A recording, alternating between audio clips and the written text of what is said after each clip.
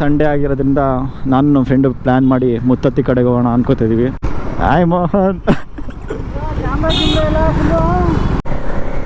ಇಲ್ಲಿ ಲೆಫ್ಟಲ್ಲಿ ರೇವಣ ಸಿದ್ದೇಶ್ವರ ಬೆಟ್ಟಕ್ಕೆ ಹೋಗ್ಬೋದು. ಹೋಗಿದ್ದೀರಾ ನೀವು? ಹೋಗಿದ್ದೀನಿ.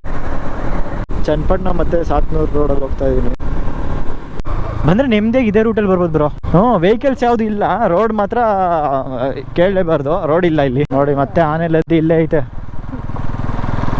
ಆನೆಗಳಿದೆ ಅನಿಸುತ್ತೆ, ಎಲ್ಲ ಕಾಣಿಸ್ತಾ ಇಲ್ಲ.